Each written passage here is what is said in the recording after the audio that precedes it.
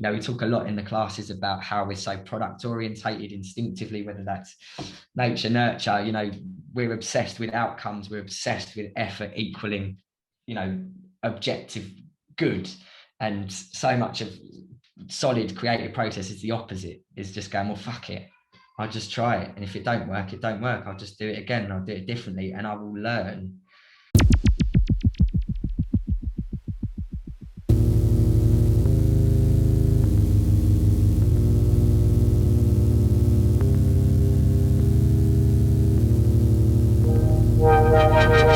That's hilarious how that works. And here we are, man. Yeah, here we are. Yeah, 21st episode, I think. So yeah, On the got to get a 21st. few under my belt to then build up to you, the caliber that you are. I appreciate that, mate. So yeah, this was back in London. I was living in Stoke Newington, and I don't even know how I came about to try life drawing for the first time, but I ended up in upstairs in the pub. Was it the Prince?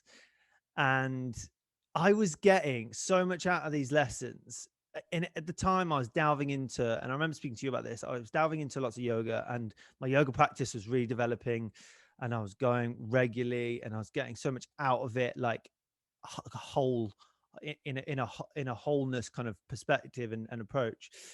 And everything that you were saying in the life drawing classes, I was resonating with, and it was mirroring everything that I was like learning from teachers in the yoga studio. And that was just phenomenal for me, because I'd be doing my practice in the morning, and I'd come to your class every Tuesday, and it was just, they were like synonymous, but they were obviously equally different, and different scenarios with different people, and drawing naked people. And honestly, it was doing so much for me. So yeah, so that was it really. I mean, mainly I think the tapping into your intuition, this kind of like your self-worth, getting out of your head and into your body, using like the present moment as like a way in to your creativity, and all of that, which was like also vocabulary that was used in like yoga classes, that will just getting out of your head and into your body, and just moving through like thoughts and emotions that you were feeling at the time, maybe self-conscious, maybe looking at the person next to you, maybe they're drawing something beautiful, what you perceive is beautiful and yours isn't, your pose not looking so good as their pose, like all these kind of what is it, compete, compare, like narratives and conditions that we have, and just breaking back those conditions. So that was me like learning through your, and Dan would do, I'm talking to everyone here, Dan would do these amazing, like almost what I'd say now is like downloads.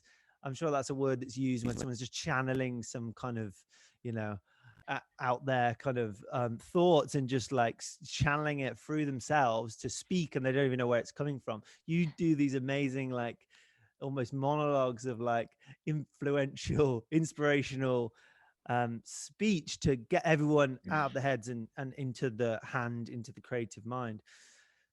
So yeah, do a little intro of yourself, and then there's my spiel. I had to follow that, mate. That was amazing, man. How moving.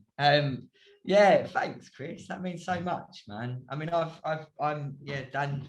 My name is Dan. Hello.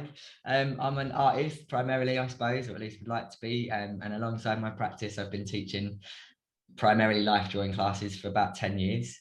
And as Chris says, met you in Stoke Newington a while back now, at one of my weekly groups there. And yeah, I mean, I feel a bit overwhelmed and a bit humbled by everything that you said, to be honest, mate. But yeah, I mean, that's exactly what I'm going for with these classes. I went to St. Martin's a long time ago, and was kind of pretty underwhelmed by the artistic education that was afforded there, certainly on the fine art pathway. And I ended up going on a completely different pathway, and chose to do product design, because I was just not enamored at all with the way in which the arts were being taught to me. I sort of went to art school assuming that it was going to be this just massive space full of all these beautiful, amazing, inspiring, open people, and just being given free rein to do what you want, and then to be supported, and for there to be an understanding, and a sort of an innate understanding between student and teacher, that teacher might not agree with decisions that pupil makes, but understanding that that's a big old part of the journey, right? Rather than being sort of corralled into this one little box, and to be very strongly encouraged to work and to make work in a specific way. I felt that was the total opposite of what I was expecting and what I needed at that time in my life. You're what, 18?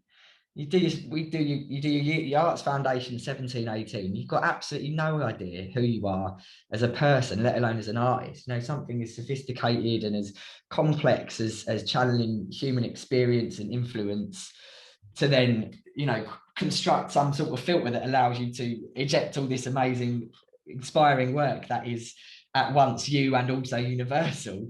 Like, how does me being forced to go to the same shows as every single person in this class and make work in response to that same show that I'm not interested in, how is that cultivating creativity in an individual when it's so prescriptive and so dictatorial, and for a subject that is so subjective, to have, you know, this kind of omnipotent voice that is telling you, no, what you do is not relevant, what you do is not good, what you do is not applicable to the art world right now.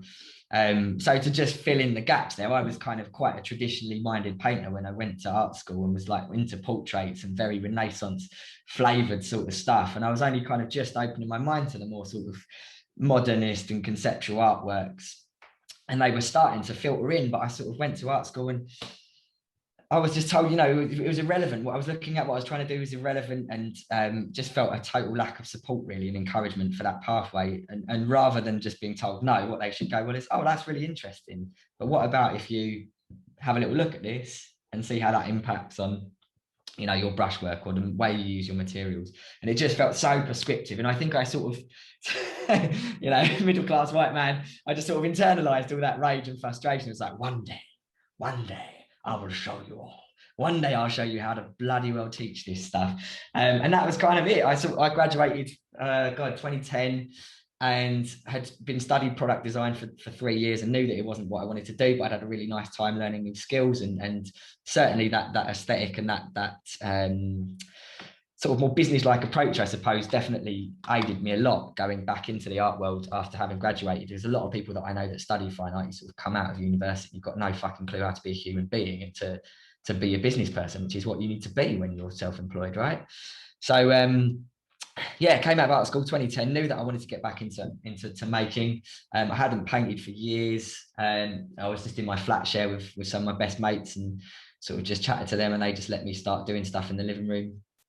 And that's how I got back into the practice, and I had some shows, and got to quite a nice level with my painting. But the whole time, you know, it was very much a sideline. I was working in bars, I was working in spoons, Weatherspoons, for a long old time, and at times it felt pretty bleak and pretty like there wasn't really a light at the end of the tunnel. And then I kind of was handed this opportunity about a year after I graduated, I think, by someone I went to uni with, Natalie. Thank you, Natalie, for everything you've done for me. And she said, look, I've got this, I'm events booker at this venue in Stokey. We want to do some cool stuff. I know that you're pursuing your career. I know your personality as well. Do you want to come and do some life drawing classes for us? And I was like, yeah, I do actually. Go on then, I'll have a go. And that was it, really. That was the moment that my life sort of changed, I suppose, because I sort of found this passion and this talent for teaching, and I sort of never looked back from there. And it was sort of a couple of years later that I was able to quit my sort of bar job and focus on just practice and teaching.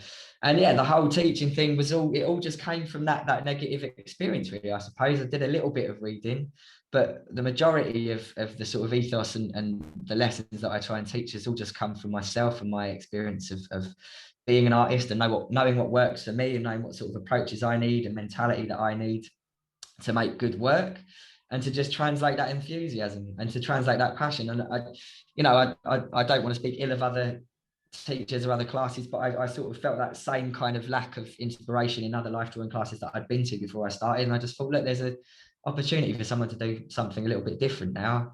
And it was just that, man, to be honest. Everything that you said, you know, it was trying to find a way of leveling the playing field, I suppose. Because the biggest problem that people have when they come to classes and they're feeling a bit self-conscious is, like you say, you sit next to someone who's been, you know, they might have only been drawing a couple of months, but they've been coming to the classes, and there's that certain level of confidence and that flow that they're able to tap into.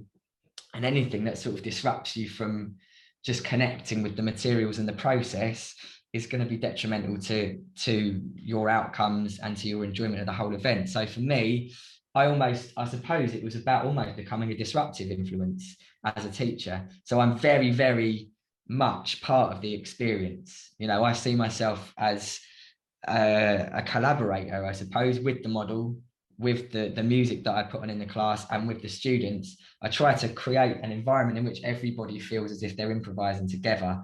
Now, obviously, I've got a set routine sort of that I go through, but even within that, I try and find new and different ways every week of just trying to explain little concepts, and just to keep people off on their toes, I suppose.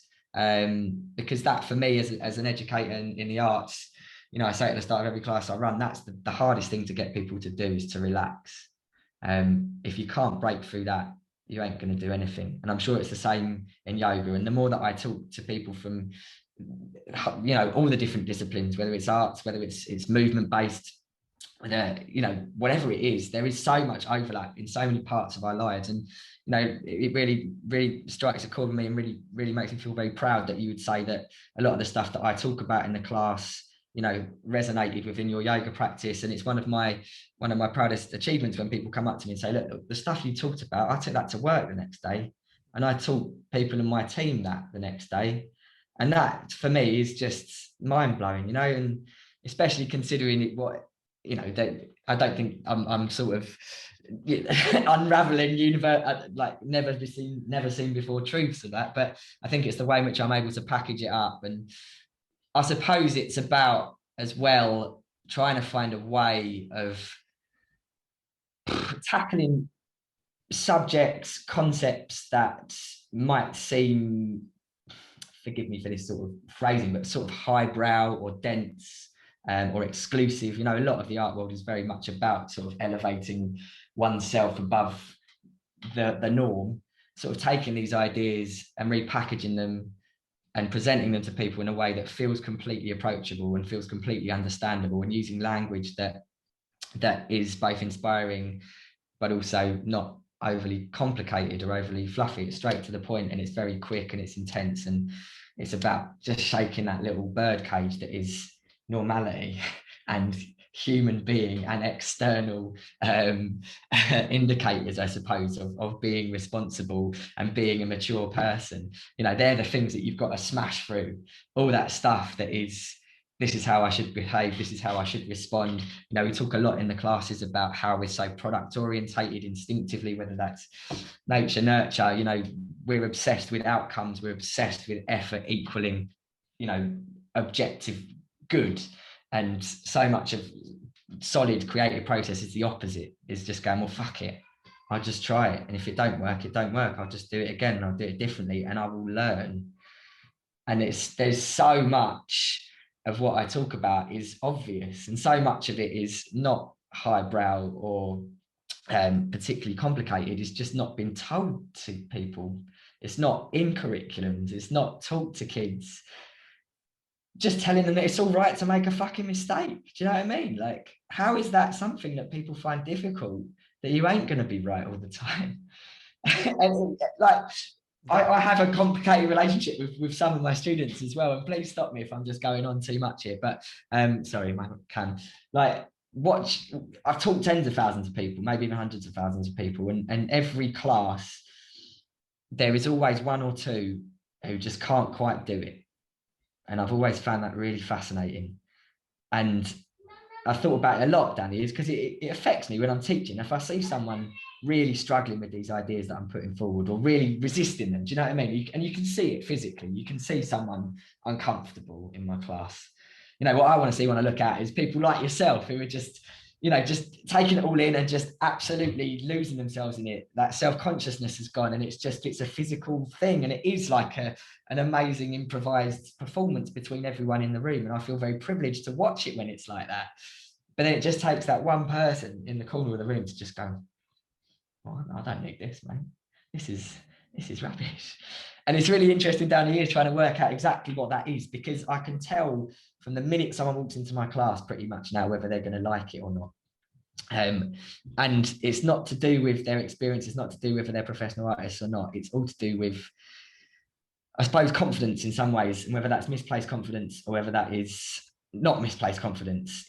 Either you are coming to this class from a perspective in which these ideas and concepts are so far away from everyday existence, whatever your job is, you know, all of those structures, all of those things that make you feel safe, as soon as they're torn away from you, you go, nah, I'm not having it. But that can extend to a successful artist as well. And I've always found that fascinating. That, you know, I've had people who are successful artists come to the class and just be like, just not get on board with it at all. And I suppose there's an element of pride there, and, you know, being told what to do. And I don't know how well I'd cope with that stuff as well, to be honest. But when those truths are sort of so universal to the creative process, I find that really interesting, that someone would still be like, nah, actually, I'm going to do that because my work's not going to be any good. It's a really interesting one. I know I've gone off on lots of tangents there, but yeah, there's so much within the classes and things that I keep coming back to and things that I keep refining and keep learning about as well, the more that I teach, to be honest. But it's been such a privilege down the years to do it, mate. Yeah, I'm so lucky. Yeah, awesome, mate. I love that. I loved all of that. I want to go back to a couple of points. Yeah. The first one, just on something you said there, I think that the only reason that someone coming into the class would then resist not to almost participate is because they actually think it would make them, it would put them in a disadvantage of what they're currently doing in their life, or like it would stretch. So it's again, it's comfort and discomfort, isn't it? Whether it's the discomfort of even trying and like not even looking at it, and it's more comforting not to do that. Or it's simply like us thinking like in that person, they're saying, well, this isn't going to benefit me. You know, I've got me and I'm where I'm at and I'm good. I don't need to do this. Yeah. Yeah. But it's interesting because surely, well, my perspective is doing it, there's only good things to achieve. There's only good things to learn. And you're there, you're sat in that seat. Why would you not crack on and just give it a go? Or it's fascinating, and being curious is it's rooted in the human experience, isn't it? Because everyone is sat individually in a chair and they have their own experience, but through your hours of teaching people, I mean, thousands and thousands of people, you've definitely got an insight into people's heads, into people's, you know, in the human experience, in, I guess, in our culture. And it's fascinating. Yeah, it is, man. It's a real microcosm, because it is, the way I try and teach is about trying to create in that moment, in those 2 hours, a real performance atmosphere, I suppose. And I want it to feel like an experience. Yeah, I guess so. So sorry, I've totally forgotten the question. Yeah. No, there was no question. It was a pondering, Yeah. a beautiful insight into a culture Oh, and that's right. people. Yeah. What makes people? And it's Yeah. fascinating because you know, you're almost like a therapist who's in a room full of people with their own patterns of behaviors, their own traumas, their own kind of personalities, personhoods. And it's like you're in that room with them and you just feel them because they're vulnerable, because they're drawing a naked body. And it's not something in our daily lives that we do. So it's something very out the norm. And, and I know the naked person in the room is pulling a pose, doing a position.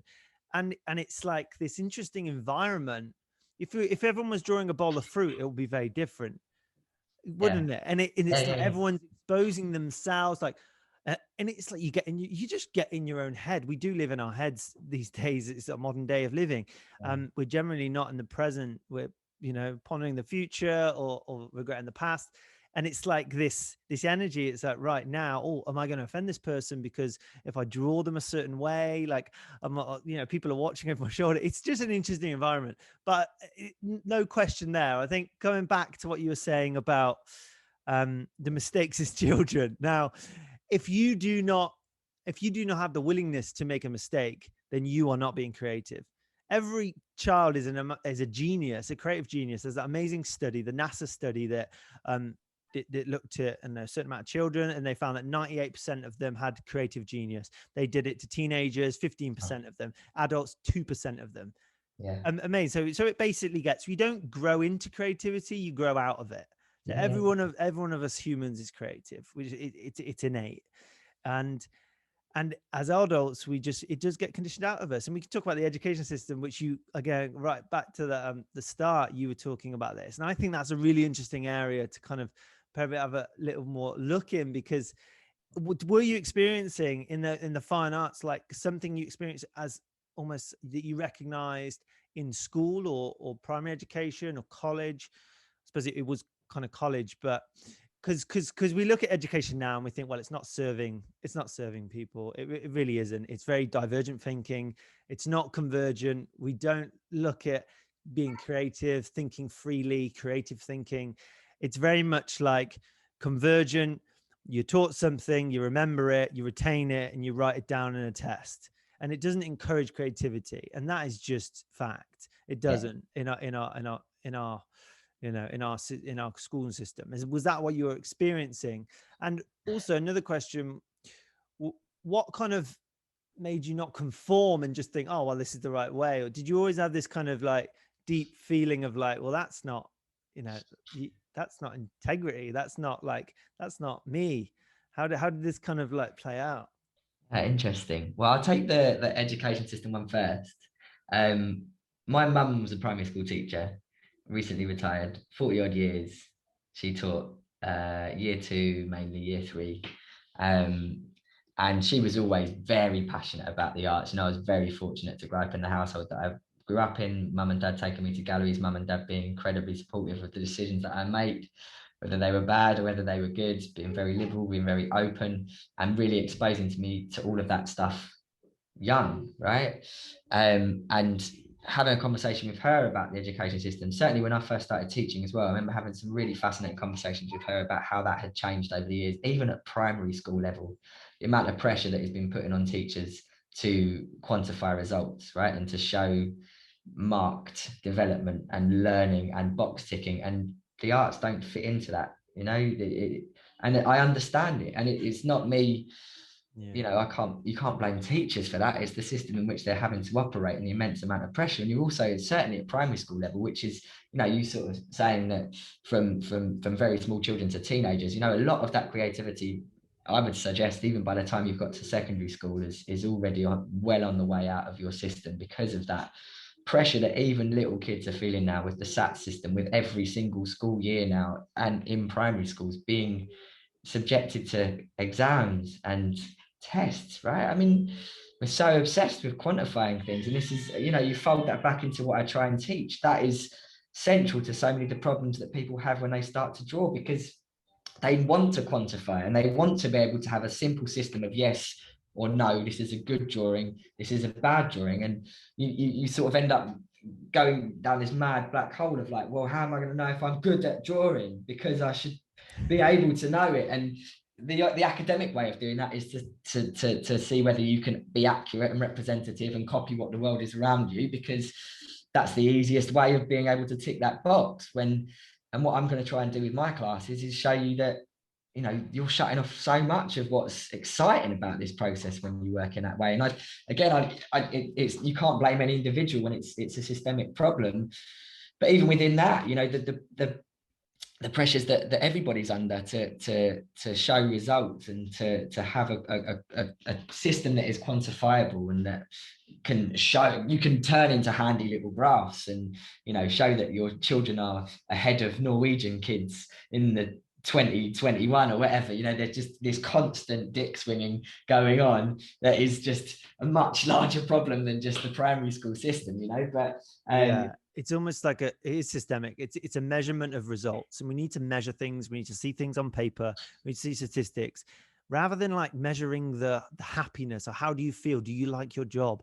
More than half the people in the country would not admit that they like their job. Now, surely that's a measurement of a country's success.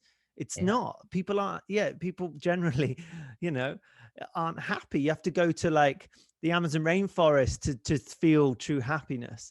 And it is wrapped up in all of this. And it is systemic. I look at these like systems and think, well, there's no one really at the helm. There's no one making these decisions. They're like an organism now. Like it's like what corporations do. They go to this area and no one's really in charge or making decisions. You've got a bunch of people making decisions for other people, and it trickles down.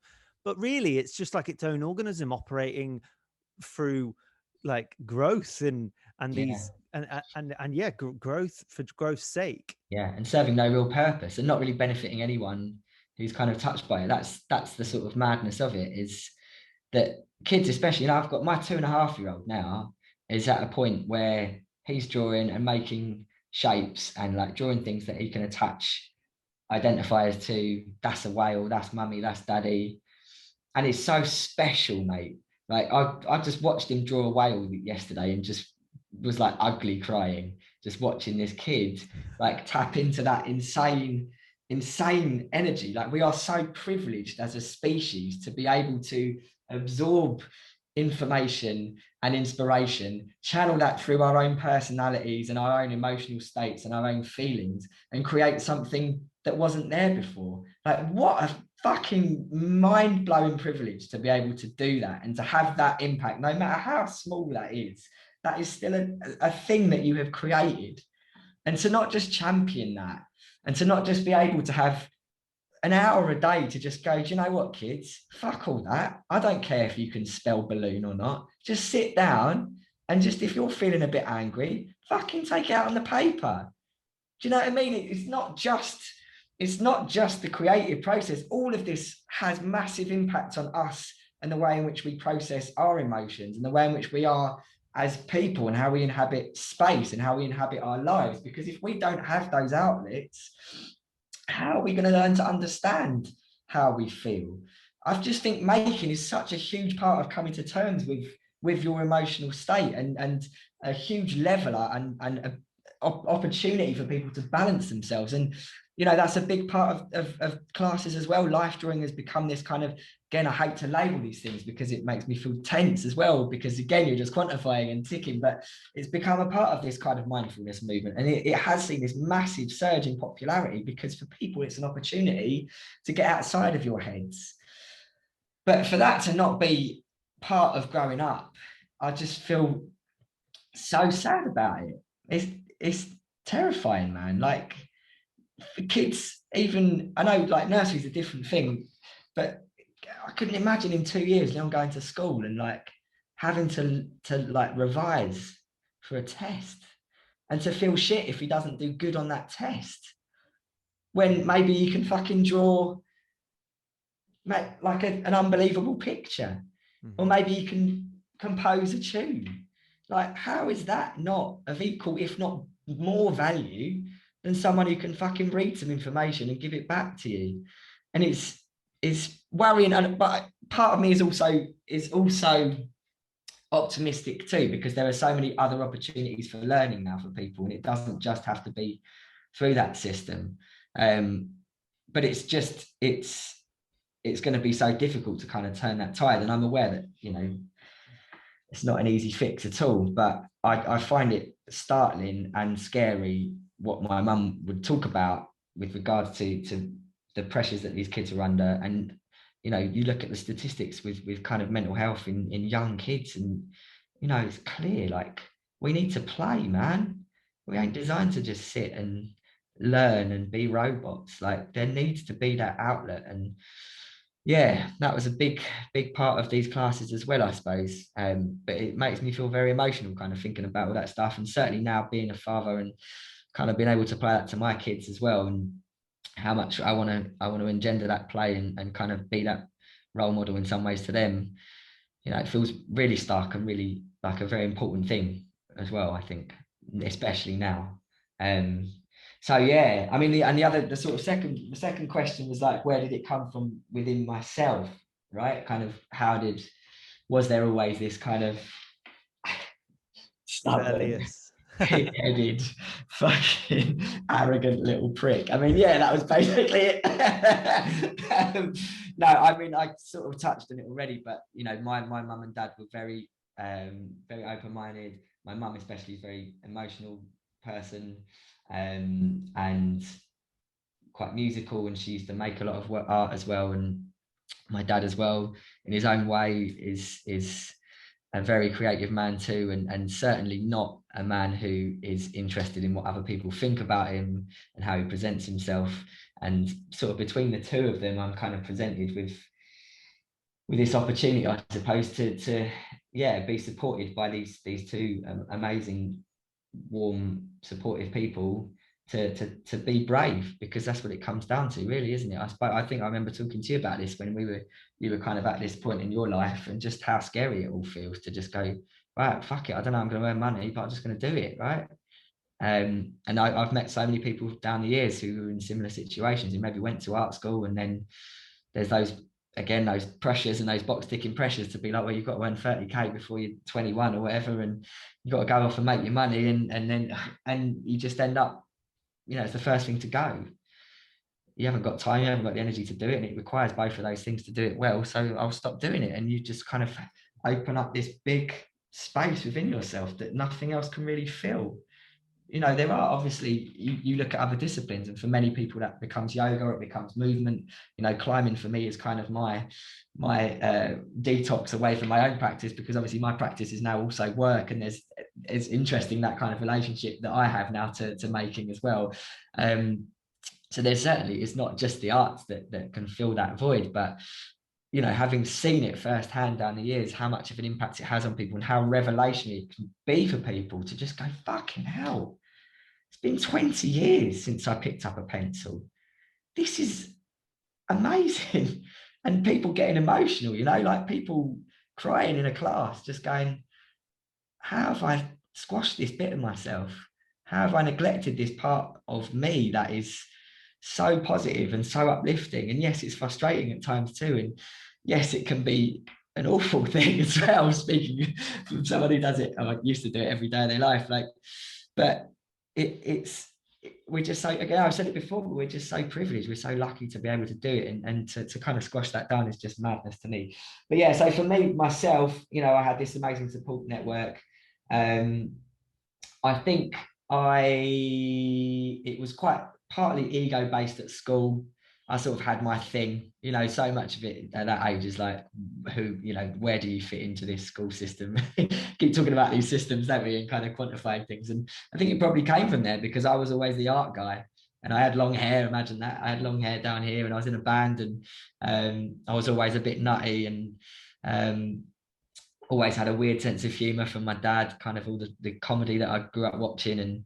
And that's kind of how I was known, and that was sort of the space I started to fill as I went into sixth form, and I had this natural talent for it, and I loved it. And I suppose what I felt was sort of the power that came with it, because it did have a power to move people. And I remember sort of walking to school I used to work big. I used to carry it in on my head. I used to work on boards, carry it in on my head, get on the tube with this massive painting, and just that sense of power again of people going, oh, fucking hell, what's that? What's he got there? That looks quite good, doesn't it? And just feeling that little rush of like, oh, yeah, I am good at this. Like, this is nice. Do you know what I mean? Like, there's certainly a lot of ego involved with it. I was 15, 16, so of course there is. And I think there was an opportunity, it's not just ego. I was talking to my partner a lot about this, having kids and being in this lockdown. There's so much time for self-reflection, and all those long nights kind of rocking your baby back to sleep, where your brain goes and you're not got any distractions, and you are in the dark, and it can be a really rough time as well. But you kind of go back and reflect a lot. And I think a lot of the decisions I made in my life were to avoid stress, and to avoid situations in which I was placed under stress or being told what to do. And I don't think that was a lazy approach. I think that was having grown up in the household that I grew up in, sort of understanding how that feels to be on the other side of someone who's stressed or not dealing with those things well. And I think it wasn't ever a conscious decision, but I got to whatever it was, 16, doing my A levels. And I knew that I didn't know exactly what I wanted to do. I went to grammar school in Essex. So it was all doctors and lawyers and Oxbridge and Cambridge, and very, very academic. Ilford County High School. Big up. Shout out. Amazing experience there. Really was. But I was very much, again, an outlier. So, even back then, I suppose there was definitely a weirdness to me, because that's not what you did at that school. You didn't go and do art. There were only 2 of us who did A level. And the other kid was only allowed to do it because he did 4 A levels, and the other 3 were maths and biology and chemistry. So for me to just be there doing English language and art and biology and economics, well, I had to do economics, but like I was definitely strange even then, I suppose. And I think that comes from my parents. And yeah, just I guess you have the natural talent. And then yeah, I knew that you could do your art foundation, and it was a 3 year. You didn't have to pay any fees. And I knew St. Martin's was like internationally renowned. So I was like, well, I had a mate, Emma, who was playing there. And I just again sort of picked up on the stress that everybody was going through with this whole sort of UCAS application, and all these kids going for their interviews at Oxford and Cambridge and pretending to be people that they weren't, and you know, really agonizing about this stuff. And I just remember thinking, but why, man? I'm fucking 16. Do you know what I mean? I just want to go and get pissed. I want to be in a band. I want to like meet girls, and I don't understand why this all feels so adult all of a sudden. So I knew I could get this 3 year in, and it would give me another chance to kind of reconsider my options, because part of me was thinking, oh, maybe I should do architecture because it's a career. And my mum was always very much like, nah, you just do art, Dan. That's what you do, mate. That's what you love. And that's the most disappointed she's ever been with me, I think, is when I kind of put that towards her. It's like, Mum, I'm thinking about maybe doing architecture. I just saw her eyes go, what are you doing? You will regret that for the rest of your life. I'm not going to say no. So yeah, I was like, well, I'll do this foundation, and that gives me a year and it's free. And I had such a great time, man. I stayed at home. I was working 3 days a week at the Spoons. I had loads of money, like £100 a week, going nuts at the weekend. And foundation was good fun, and that was it, really. I suppose I got a unconditional offer from St. Martin's before I took my exams, and that was it. I had no pressure going into my A levels. I wasn't bothered, and I got all A's, and part of that was because I wasn't stressed. And I suppose there's a lesson in that as well. Do you know what I mean? Like, sort of feels like every step of my life there was just this constant lesson that was just going, yeah, but if you take the option that doesn't make you feel stressed out, you're going to do it so much better, man, and you'll enjoy it. And I don't think it was ever a conscious thing. I just think, you know, it's probably partly luck, blind luck, but also having the parents that I had who really encouraged me down that pathway, and also having that ego and that desire to stand out as well. You know, to be completely honest about it, it was also that, and it was being a little bit weird, a little bit mysterious for the girls, and you know, behind the long hair. Yeah, absolutely. I can't pretend that it's all sort of high functioning stuff. There was also a kid who just wanted to get laid as well. Of You know course. what I mean? He's very human, you know. It's a primary driver for anything you do. Absolutely. That's why guys learn the guitar. Yeah, totally. Yeah, and I also started learning guitar around that time as well, obviously. That's a cliche. But yeah, man, I think it was just that all of those things coming together: a desire to stand out, I suppose, a confidence in my own abilities, a desire to put myself in situations in which I didn't feel uncomfortable or like I was having to be anyone other than myself. Yeah, I think that really had an impact on me, watching my mates go through all of those interview processes and being like, that's not who you are, mate. I know who you are. You ain't that person who reads Dostoevsky on the weekends. That's not who you are. Yeah. Don't pretend that's who you are. Yeah, so I think it was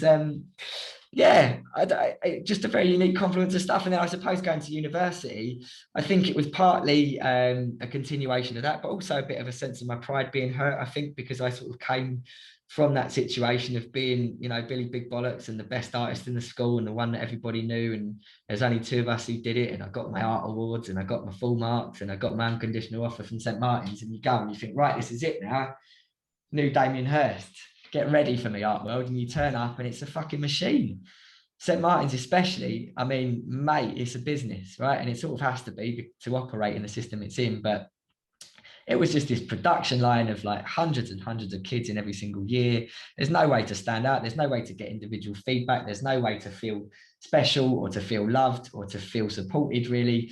And maybe that's a good thing to kind of feel that sense of isolation, but it's certainly not what I needed at that point in my life at all. I needed someone to just guide me and to encourage me a little bit further and to just strip back that kind of very thin veneer of kind of teenage boy bravado and confidence and just go, look, you're just a bit scared, mate, to be honest, and you need to have a little think about how you're going to do this and how you're going to kind of was it a complete shock, or did you go into it knowing that it was going to be kind of like that? There was going to be a lack of support, or did it kind of fail to meet your expectations? Oh, total shock, mate. Yeah. Hmm. You know, I sort of said at the top, I thought it was going to be just this amazing creative space. And it was just this old, horrible building. In Red, where was it? Near Farringdon. I think they're still where they did it. No, it can't be where they did a foundation now. But it was really uninspiring building and uninspiring teachers who just, you know, were there for whatever, just felt they were above it or better than it, or I suppose they had to deal with lots of kids like me as well. It can't have been an easy job as well, putting myself in their shoes. But Yeah, and also that they are almost, I don't want to say this the slave word, but it's a slave to a system in that. That's a very yeah, strong opinion, but it's almost like that they are teachers don't really have much of a say on what they teach. well, and it's that same thing that they have to quantify it, don't they? They have to do all their feedback forms. And I remember just going to like crits with one-on-one crits with people I'd never met before. And then to, you know, again, in foundation, you have to make big decisions, right? Because you have to choose what you're going to do for your degree, which is the next 3 years of your life and potentially the career for the rest of your life. And I felt more confused having done the foundation course than I did when I started it. And I remember just sitting down with this geezer I'd never seen before. He was like, right, what do you want to do? I was like, I want to be a painter. He's like, no, you shouldn't do that. You should be a product design because your drawing's really sculptural. And I was like, well, this guy's a professional. He knows what he's talking about. All right, then I'll do that. Do you know what I mean? And like, I did, like in 5 minutes, this guy swept his way into my life, totally changed my ideas, and fucked off again. And that kind of sums it all up, I suppose. I can't remember what his name was. He certainly wouldn't know what my name was. And that was just mad, isn't it? At that age, again, It is mad. It is mad how these things. I mean, life is so complex in the modern day, and we do just face these seminal moments in our lives. It's changed the whole trajectory in which we're going. Like, I followed my friends to college. I literally had there was nothing in me that had an urge or intuitive approach towards anything, and I was like, I don't know. Like the majority of my friends are going to this college. Is that what I want to do? Mum and dad kind of like were feeding like the army. Do you want to go in the army? That would be good for you. A bit of discipline, bit of respect. And then I'm like, no, guess it's college. good choice, man. Well, yeah, but also I did. I mean, there was a lot there. There was a lot there. I faced I did like 3 years at college and stuff, but again, I don't think I've ever used it in a job sense my education for anything. When I started learning and having a passion for learning, because college was just its own craziness, with alcohol being like a proponent of like my passion every week. But when I started learning, that was university, and when I was out of my city, out of my city with the friends around me, and I was kind of carving my own way almost, and it was like a rite of passage. You know, you go off out of the hometown by yourself, and then you just start to be a bit more grounded in your choices. You have more consequences of your actions, right? Kind of got to start to develop myself to be a better person, because no one's going to want to hang out with me, you know, essentially. And like you do that outside of the hometown. But yeah, going out of the city which I was born was huge in my kind of, you know, curious to start learning and developing a sense of learning. It wasn't until then that I really started to do that. But it sounds like you had a good support structure at home, and that's phenomenal. And it's important to recognize also that we have that ability to break that cycle or carry on that cycle of now you, and probably leads us on nicely to fatherhood, which I'd love to talk about and get your perspective on, and just share some thoughts and stuff. I'm not a father, so for me as much as the audience. So how's that been? And knowing how much your mum and dad supported you, I mean that's leading you on nicely, isn't it? Yeah, absolutely. Yeah, couldn't have planned it better, could we, man? I mean, obviously, it's probably the biggest change that ever happens to you if you want to be an active parent. Man, How about I don't like psychologically, maybe chemically? Like, how did you feel when you first the child came in the world? Because I don't know, we were at the climbing center, and it was like, what, 2 weeks after the baby was with you or something? Maybe a month. Yeah. We were climbing. Yeah, cat was on the wall, no doubt. And you looked me dead in the eye and you just go, it's the fucking hardest thing I've ever had to do. But that woman over there is the most powerful, the most brave, the most courageous, strong woman that I have so much respect. And it just kind of went on from there. And the level of like, I don't know, grip on like, grip on reality, but grip on life that you had then just felt like, I was just like, wow, you've changed in an amazing way. I will say it again. Let me cut to the camera. It is so hard. Look, I never know where to begin. And I need to preface all of this by saying, firstly, I fucking love it. And it's the best thing that I've ever done. And I love my partner in ways that I never thought I could imagine. And I respect my partner in ways that I never thought I could imagine. And I am in awe of her. And I love my kids in a way that I never thought I'd ever be able to experience anything in my life, like a full body, more than body, everything. The room collapses in on you and you have no breath left in your lungs looking at your kids sometimes.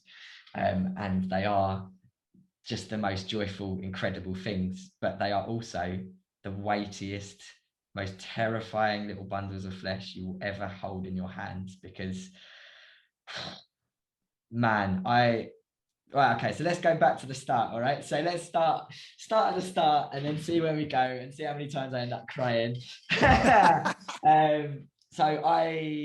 Well, we've already established I'm a very lucky guy. Been a lot of hard work, a lot of sacrifice, but before we had kids, I was living the life that I'd always dreamed of, right? I was a full-time artist in the day. I taught maybe 3 classes in the evenings. I had this incredible partner that had a connection and a balance with that I'd never found anywhere else before, and she felt the same way. And she only worked 4 days a week. She was the deputy director of a charity at that point in time. She worked, so we had our Fridays together, which was like a day for us to go out and be cultural and go and see London in a way in which not many people get to see it. And we had bought a flat in Tottenham and we had roots, and it was so easy, man. It really was. I mean, it wasn't easy at all, but it felt it, right? And I just was pinching myself, man. We were climbing 3 times a week. I was making all that stuff and my work was getting really exciting. And obviously the natural thing is you just go, well, fuck it. Let's do this, man. I never wanted kids. I never, ever, ever had, it was never part of that. You know, you spoke really eloquently at the start about how we're always in the past or the future. My future never had the kid-shaped entity in it at all, until I met Kat and until we started talking about it. And I think partly that was because in many ways, a lot of the decisions I made were quite selfish and quite self-centered, because I knew that if I kept my world small, I would be in control of it and be able to experience as much joy as I wanted. So I'd lived this existence that was very much about me and Kat and, you know, friends in the orbit, but it was quite a sort of small bubble that I'd formed. And within that, there was moments of great excitement. Some of the classes that I taught were just insane.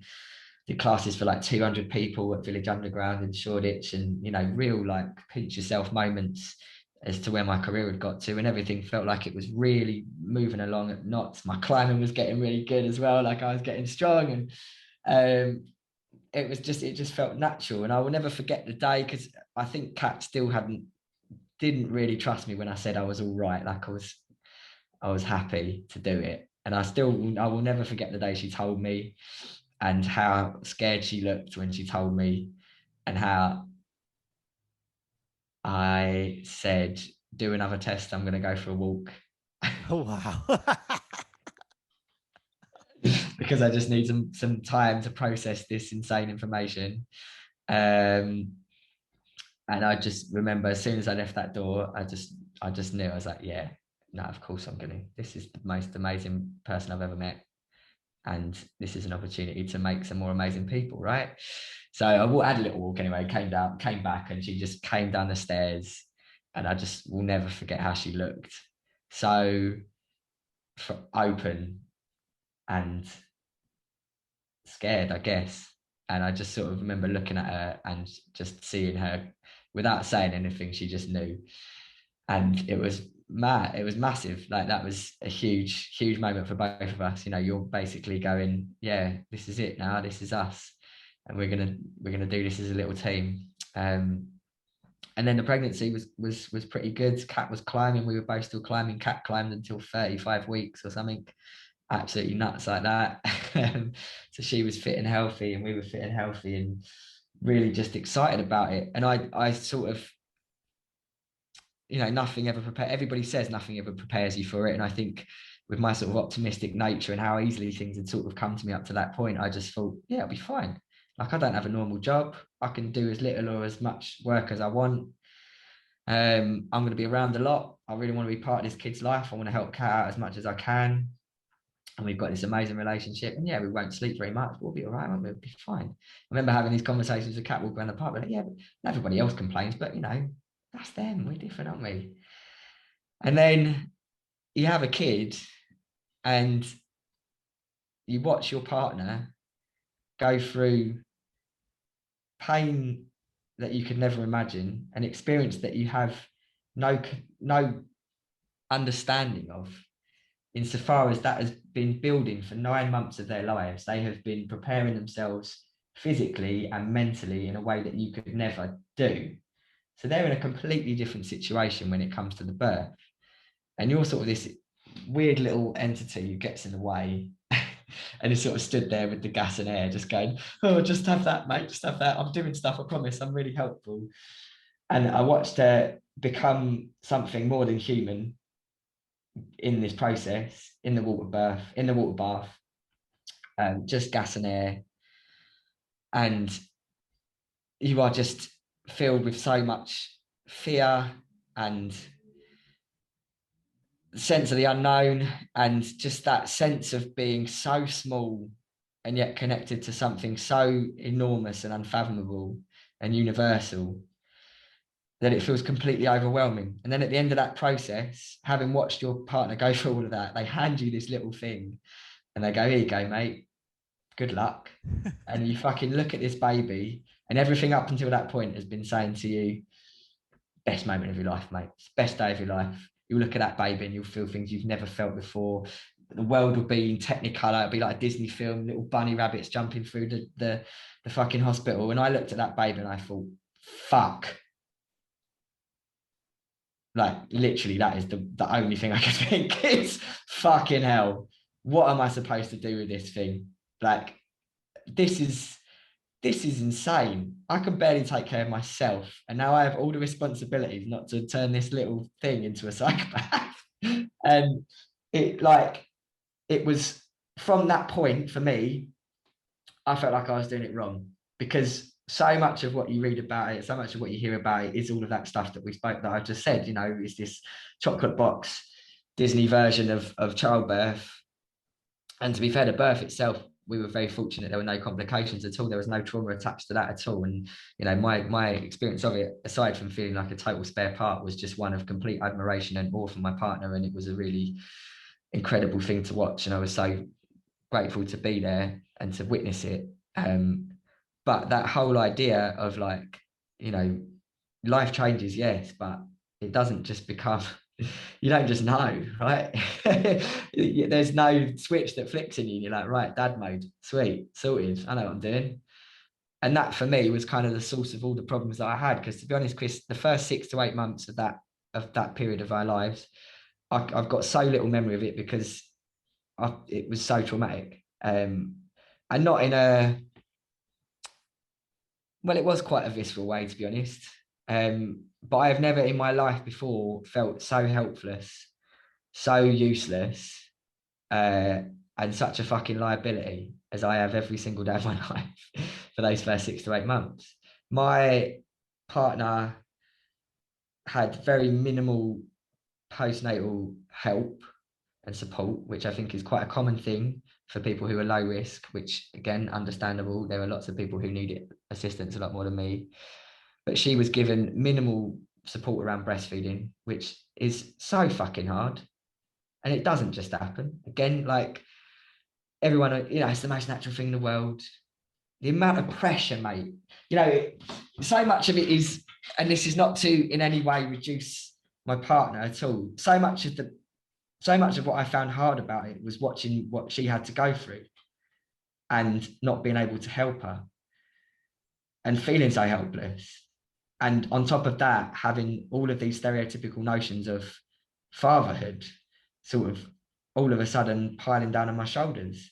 I'm someone who for like at least since I was maybe 17, 18, I've never really felt like I had to conform to traditional modes of masculinity in order to be a successful, attractive man. But I had no I had no touchstone for what it was to be a dad.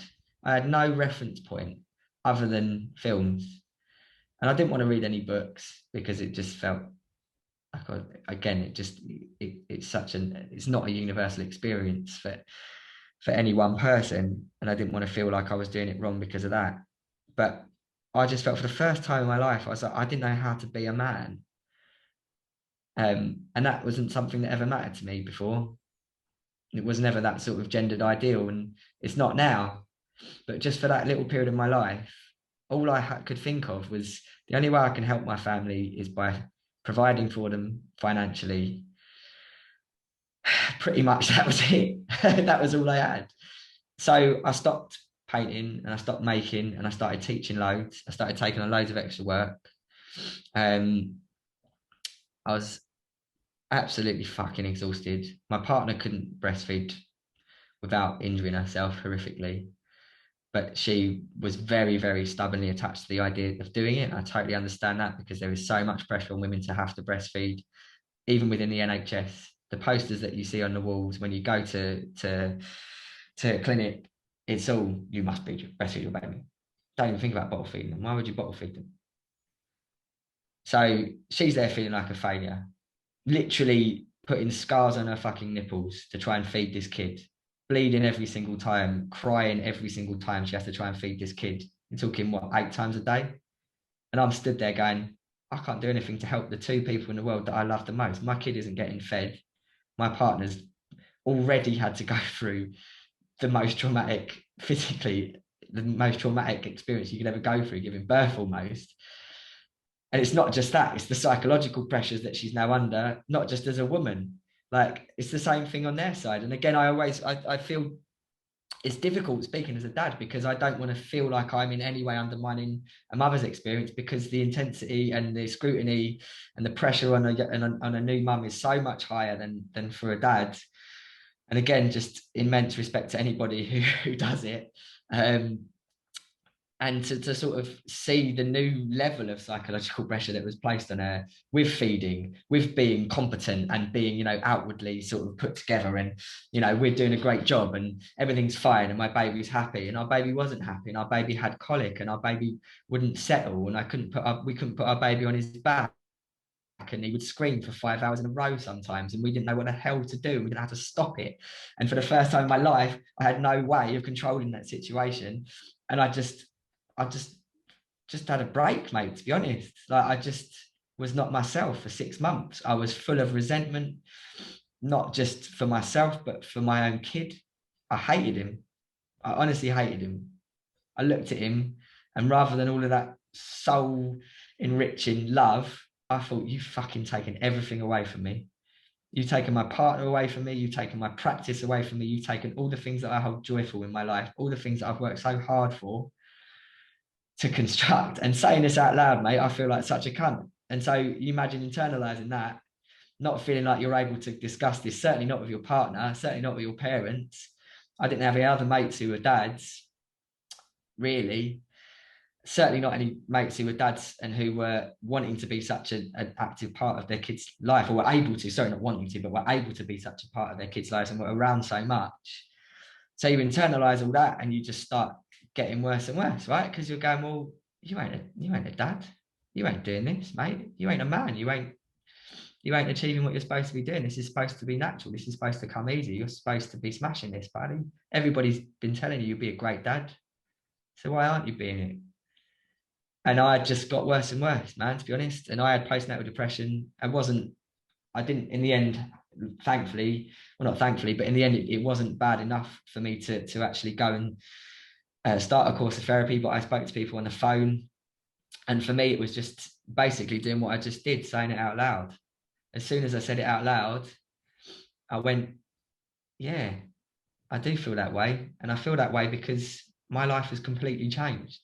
And I've not had an opportunity over the past 6 months to take stock of that and to realize that what I'm feeling is completely natural. You know, our first child, Leon, is an incredible boy, most creative, joyful, positive boy. But he was not a good sleeper and he had colic, and it was so hard. He was waking up every 45 minutes, every hour. We were trying to share that between us. So you're not sleeping. We read somewhere that you should use white noise to help him go to sleep. So rather than buy a machine, we just detuned the radio, which turns out is fucking torture. Genuine, Oh dear. genuine torture. So there we are, sat in a dark room with a baby that won't stop screaming because it's in so much pain and can't go to sleep but wants to go to sleep, listening to a detuned radio, going, I hate myself. And you're like, well, yeah, of course you fucking are, because you're literally, it's like a fucking Guantanamo Bay torture situation, locked in a room with a screaming child, listening to detuned radios, like literally hearing voices coming out of that radio going, you're a fucking failure. Your partner hates you. She thinks you're useless. And you're going, yeah, I think I probably am, mate, because I can't calm my own baby down. And this is supposed to be easy, right? And I'm supposed to know what to do. And so I got pretty bad, mate, to be honest. It got really fucking pretty intense. And I've been able to, over the past year or so, to distance myself from how I was then. I will always take it with me, of course, but I think I don't like to give people advice for parenting, but forgiveness is the most key skill, whether that's for yourself or for your partner, who is going to have a go at you because they're fucked as well, and you're going to have arguments. You need to forgive quickly yourself and everyone else around you. And above all, you need to try and find ways to cling on to the bits of you that were always you. And that's not something I did well at all, because I thought I had to be someone else. And the big revelation for me was realizing that how I felt was totally natural given what we were going through, and B, that I didn't need to be anyone else to be a great dad. And as soon as I did that, and this all coincided with me starting to talk to a man who'd been coming to my classes who was training to be a life coach. And maybe I spoke to you about this, but he offered me 3 sessions just around a time when I was getting really bad. In return for me giving him 3 classes, he was training to be it. He said, look, man, I need the hours. Do you want to do this as a business exercise, basically? And I was like, yeah, but there's some other stuff I need to work through first. And it was him, Ben. There are no words for how much of an impact Ben had on me at that point in my life. All the stuff I've been talking about is him that helped me to see that, and get help, I guess, is the other thing. You know, if you can't find the answers yourself, you need to speak to someone, and it doesn't need to be your partner, because they can't help you, because they're dealing with a hell of a lot of shit themselves as well. So yeah, man, we went through 6 to 8 months, and it was, you know, not all bad. There were times that I can remember where it felt like it was supposed to feel, going for little walks in the sunshine. There were pictures of me and my kid, and we look happy. And there were definitely lots of times when it was wonderful and it did feel like we were a team. But to be honest, I don't remember much. And it wasn't. Do you think the lack of memory would have been a result of the stress and the, you know, fight or fight situation that you were in, and the constant, you know, on edge? Yeah. And also just self-preservation, mate, because if I hold on to that, I'll destroy myself. Mm-hmm. Yeah. Because like I said, I fucking hated my kid. That's powerful. I mean, first of all, thanks for sharing everything you've shared, and being so vulnerable. I mean, being vulnerable and being open about it and talking about it. And before probably all this all happened, when you said to me at the climbing wall, you know, this is hard. This has been challenging, and I could see it in your face. And that was great. And I thought, good, like, talk to me about this, because a lot of people would just, you know, nod along. Yeah. Oh, it's lovely. Best things ever happened to me. Like feeding into that narrative. And it's not the case for everyone, but we generally won't talk about it, and you can now look in hindsight and say, well, yeah, talking about it was the most powerful thing that happened. You didn't necessarily need a pill to fix it, some quick fix, or like some distraction, or you needed to talk and process it and just write it out almost. Absolutely, man. And I mean, I think as well, the other side of it is I was fortunate that I did have these components of my life that I could reinsert back into myself. Do you know what I mean? Like, it was just a situation in which, you know, Kat, my partner, had been saying to me for months, go to the studio, Dan. It is who you are. Like, you know, we spoke about earlier, this big chasm that opens up in people over the years. This is something I did every single day of my life. And then I stopped. And to not have that outlet, to not process it, in some ways, one of my biggest regrets is not channeling all that stuff at the time and seeing what came out with. Yeah, because you're trying to be the best person you can be, and it's almost putting that pressure on yourself to be there when you know almost the best thing for you to do is to concentrate on yourself and get yourself well, so then you can come back to the situation, which is really hard for someone to like understand that at the time, when is all you want to do is just be present with them and help them. And do you think a large part of the resentment you were feeling was well, I mean, to what extent do you think that was because it's taken you away from your work? Not necessarily about the situation or the pain or the suffering you're kind of, you know, in or observing, but it's taken you away from, you know, what kept you. Yeah, and massively, man. I mean, yeah, totally. It's such an identity crisis. And again, much more so for the mother than the father, for sure. I mean, I'm a particularly sensitive guy, and I'm again in a very fortunate position in which I could be as present as I was. So I felt all of these things a lot more intensely than some other people might feel. But you do just have this. Nothing has as much, or certainly didn't for me. Again, I can only speak for myself here, but that sense of yeah, yourself, this character that you have created over those years that has gotten you to this point of satisfaction and comfort. Yeah, that for that to be, you know, the way I remember speaking to Ben about it, the life coach, and sort of, it just felt like my life, I had gotten to a point where I had simplified it down to a point in which I could satisfy all of the different spheres of myself completely. So it was studio practice, teaching / business, and then Kat, my partner, and, you know, friends, sort of, and family within that. So I had this beautiful graph in my head of like these pie charts just full up of satisfaction. I know exactly how to be an artist. I know exactly how to be a partner to my partner. I know exactly how to be a son. I know exactly how to be a friend, and I know how to run a business. And then you have this tiny little baby that is this fucking gaping chasm of a black hole that is completely unknown. And I was going, I don't know how to fill that pie chart. I don't know how to be dad. I don't know how to be father. I don't know how to be competent in these things. And what that also does is completely shift everything else. So it shifts that sphere of being a partner. What does that mean now? Because all of a sudden my partner loves this thing probably more than she loves me. And that sense of jealousy is really hard to deal with. Yeah. Do you know what I mean? That's not easy. And that is manifested in many ways. And for me, I think that was another big thing, and not to blame my partner at all, because again, she's going through so much. But for us, you know, we're very loving and physical and warm with one another. And to lose the little bits, just a comment, right? Or a little touch on the arm.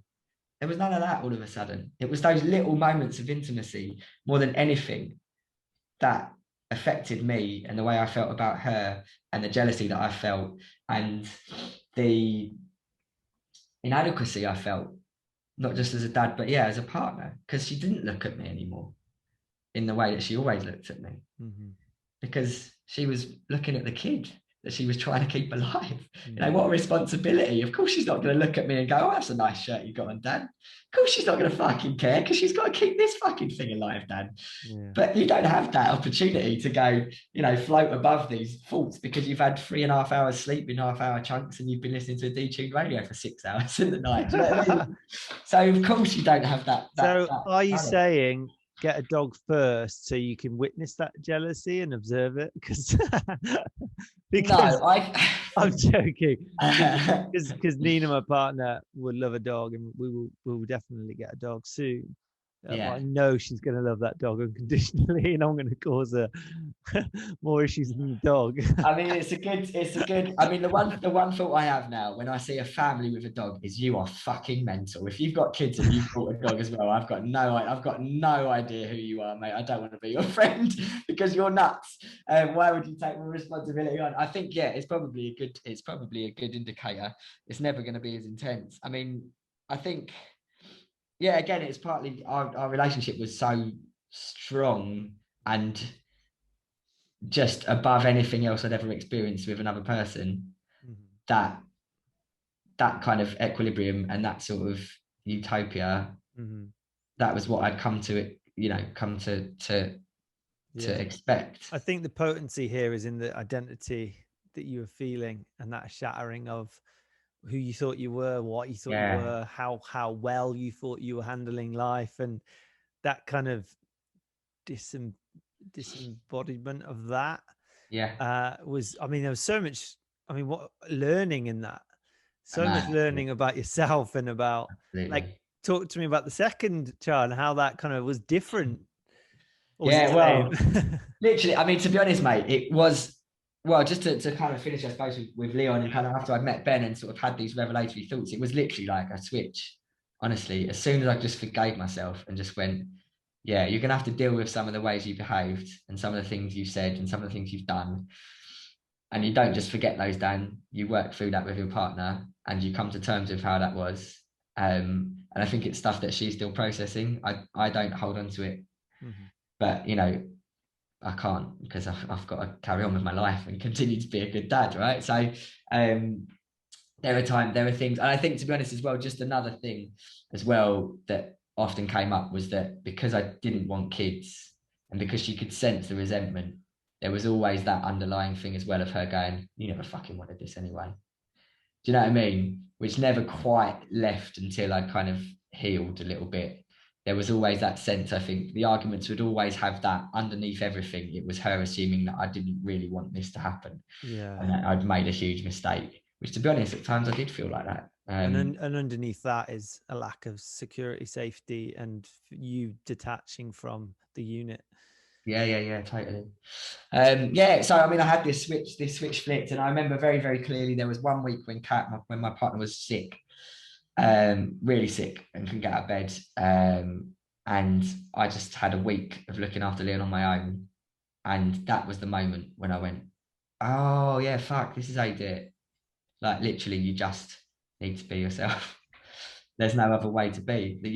There's not a new character that you need to fill. Obviously, you will change as your kid changes and all of the changes that you've had in your life. But it was, again, just a really simple idea that had somehow escaped me, that you just keep going, man, and you just act like this little kid is just a new friend that you properly love. And it was that moment, that week, is when it all changed for me, and I did start to feel all those things that people said you were supposed to feel. And the more I've read about it, the more I see it's common, and the more I've realized how much of a big problem this is in dads. And I think there's, again, a lot of stigma attached to it, because I certainly felt a big part of the reason why I didn't really talk about it as openly as I am now at the time is because it felt like I was undermining a mother's struggle. When in actual fact, you know, certainly, regardless of how much you're able to be part of that kid's life, there will be a massive pressure, whether you're at work 12 hours a day because you've got to be, like, there will be a change in that relationship. And there's not the support for dads. You are never asked how you are. In every appointment, you are totally ignored. Wow, yeah. And I found going to groups difficult, not because I didn't enjoy them, but because I felt as if I wasn't again, this is, Why speaking from included? speaking from a position of incredible privilege as a white middle class man, again, it's all of this stuff where I sort of have this middle class guilt of like, well, I shouldn't really complain because actually, I'm actually very Yeah, privileged. but But that's me. It's horrible, mate. yeah, that's traumatizing in itself, because you Yeah, feel like you're on such a privileged position, yet you've got no right to complain. It's like, well, absolutely. my experience and my internal suffering, my internal world is equal to anyone else's. Like, I can't relate to them. They are them. Yeah, I read this t-shirt in Cambodia when I was traveling, and it was something like our own struggle is unique to us, and it's the equivalent to anyone else's struggle. yeah, absolutely, absolutely. But there is again, the systemic stuff Of of. course. Yeah, I mean, yeah, that was another big thing as well. And I think sort of feeling like I'd found other mums and dads that would talk to me as a parent rather than have this kind of distance or this performance. Because I just wanted someone, and this is where my partner and I differ. Kat finds it very difficult to talk about parenthood and the kids like I do. She doesn't like to sort of vocalize these things, and I totally understand why. So it wasn't a conversation that she ever felt comfortable having. Like if I was like, fucking hell, Leon's been a prick, isn't he? He would be really upset by that. You can't call him that. Oh, he's 6 months old. He's been a prick. Kids are dickheads quite a lot. That's part of what being a baby is testing, right? And at the moment, he's 2.5 and he's awful at times. Anyway, so it was for me, it was like literally finding a group of people through climbing actually, and the community that was there, where you could turn up and go, I've had the worst night of my life. This is shit, innit? Should we have a big coffee and a chocolate bar? And someone to just go, yes, please. That's all I want to hear. This is so shit. And it's the best, but it's also the fucking worst. And that for me was so important. So we're feeling that sense of community. I mean, it's belonging, isn't it? I suppose it all just comes back to that sense of me losing an identity and feeling like I have to rebuild that and belong in a different way and find my new place in society. Me sort of building up this little network of people around me who I felt I could be honest with, and talk about the dark times with, and say all the stuff that I've said to you, really, and to have a sympathetic ear rather than someone look at me like, oh no. That's not what it's not how you should. I think it comes back to mistakes as well, and how much in society we do stigmatize people doing the wrong thing or making mistakes, and how people are to point the finger or blame and shame. And it's this pressure you feel to not make a mistake. Now, from what you're saying, I think I've come to a kind of advice to myself, really. If I'm not prepared to make mistakes, I'm not ready for children. Yeah. Like, work on that, like, acceptance of myself just being who I am right now, and that's enough. Massive, mate. Huge. Yeah, I mean, that's all I needed to hear before it.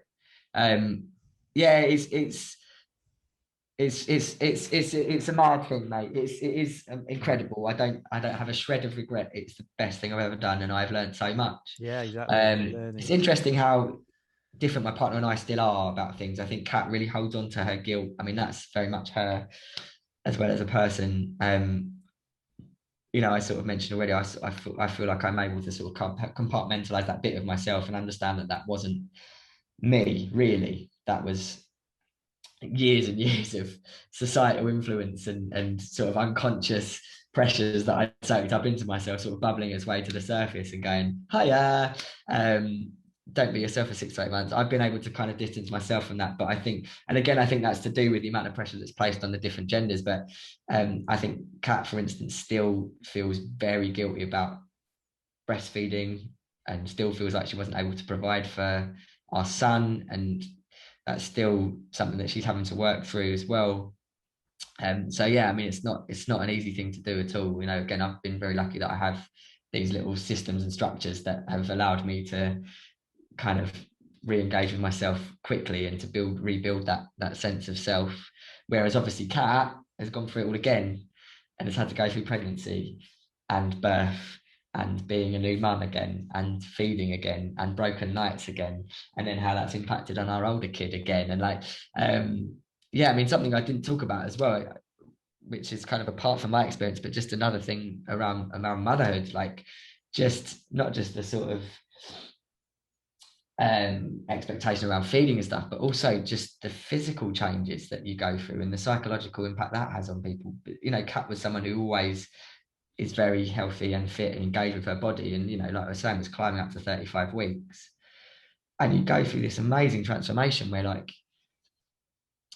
you know, Kat will be the first to admit that she wasn't ever the most comfortable in her own skin, but you go through the process of pregnancy, and you do get to a point, I think not everybody, but for a lot of mums, you get to a point where all of a sudden you inhabit being a pregnant woman. And I think for Kat, for the first time in her life, she felt like she was fulfilling all of society's expectations on her as a woman, as someone who was sort of 7, 8 months pregnant, you know, visibly pregnant. And, you know, her hair was great and she was blooming and she had this kind of radiance about her. And I'll never forget going to a wedding, and someone that goes to her book club was like, I've never seen you look so comfortable. And that for me, I don't know if she even remembers that comment, but that for me was just like, wow, fucking hell, yeah. And so you just get to this point all of a sudden where you can define yourself as pregnant woman, and then you have a baby and your body is hollow and devoid of this life that you've been supporting all this time. And it doesn't look like how your body used to look. And there's all this extra skin and there's all this other stuff going on. And you're sort of in this weird limbo of like, yeah. And that, like, Yeah. watching her go through that as well, you know, like there was just so much going on. So I know there's like just layer upon layer, and I haven't got to the bit where I'm like, this is fucking amazing yet. I am gonna get to that. Hang on in there, it's coming. It's coming, mate. It's coming. But that's been difficult, and that's been, I think the reason I brought that up is because that's been a lot harder second time around, because the climbing gyms have been shut and Kat hasn't been able to be physical and be active. And so that's been the most difficult part of it for her this time, I think, is that she hasn't been able to kind of get her body back to a point at which she feels happy. And I think there's a lot of parallels there with how I was feeling, in that she's not able to fulfill aspects or elements of her life that were always made her her. So it's been kind of interesting for me, without the sort of funk and cloud of postnatal depression clouding the way in which I'm absorbing her experience, to be able to watch her go through all of the psychological and emotional and physical pressures whilst being relatively mentally and emotionally balanced, to then kind of apply that back to my own experience first time around, and to realize how much of that I missed, kind of being so absorbed in my own problems and sort of ostensibly trying to be there and to be helpful, and constantly saying to her, like, you need to let me help you more, I need to do things, like, how can I help you, when in actual fact she was going through much more than I was. And that's, again, you know, this sort of whole guilty thing as well, like kind of folding that backwards. You're like, oh shit, she was going through this last time, and that was easier because we were able to go and climb and like do the bits of the stuff that made her feel like herself. But she went through so much stuff, and that's one of the things that I think I still feel I could have dealt with a lot better, and certainly have this time.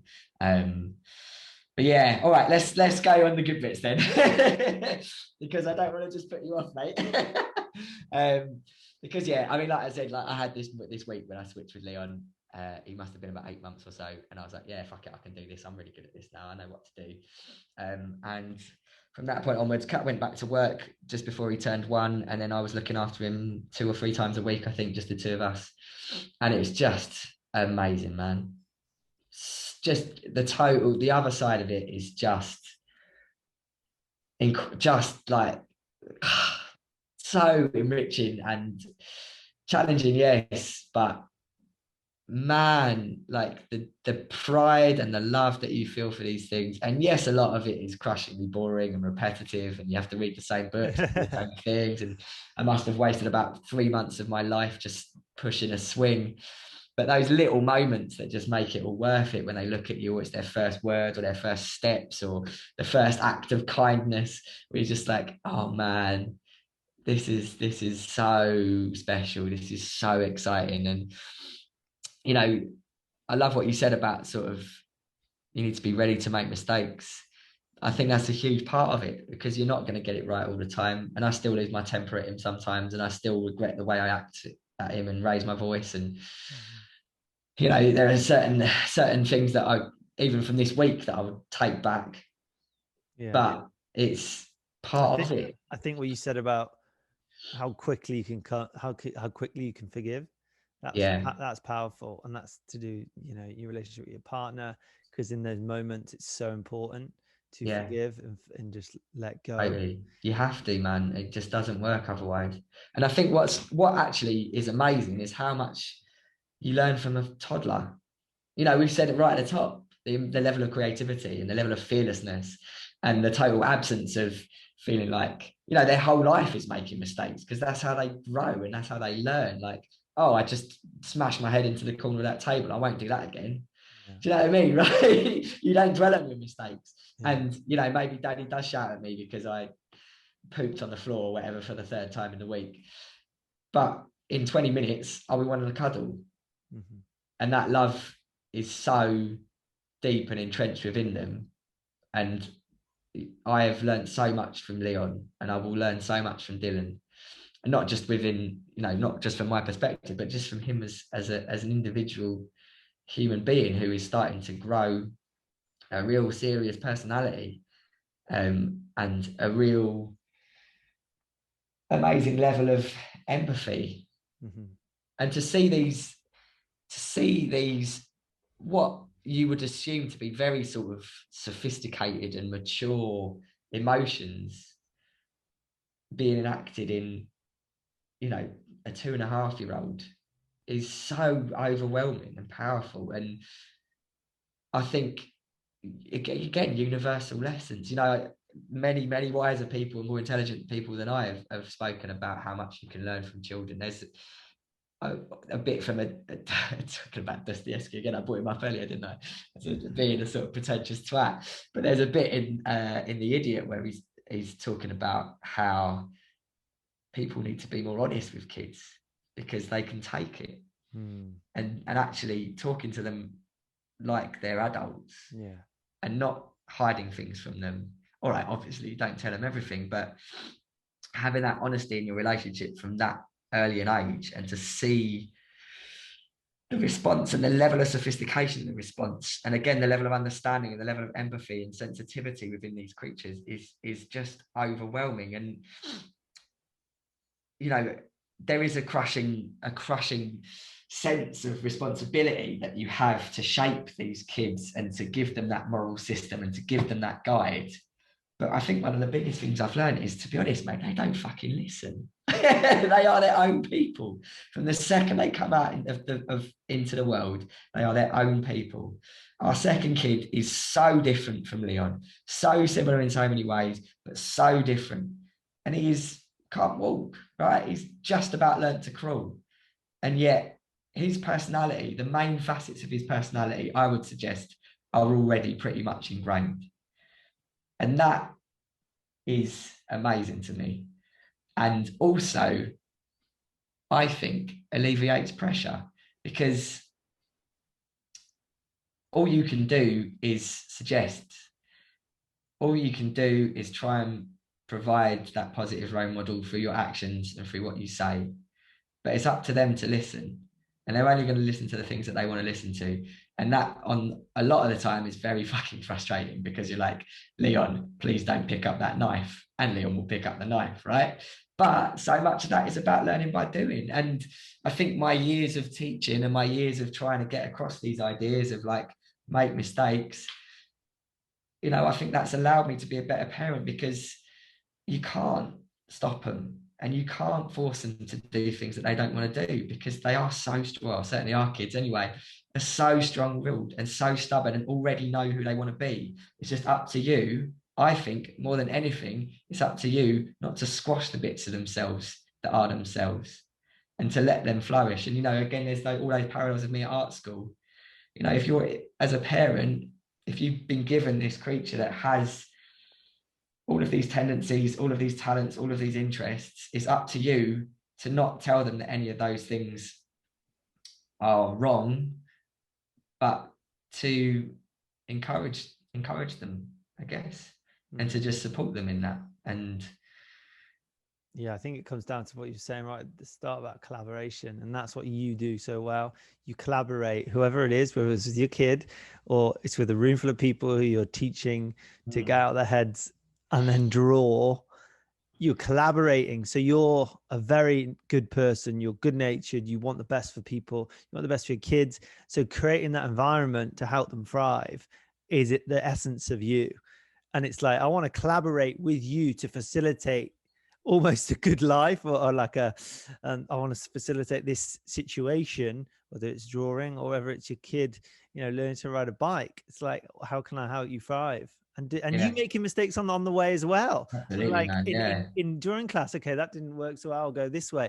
But it's like practicing what you're preaching, which you do. But yeah, collaborating and just being a container for that.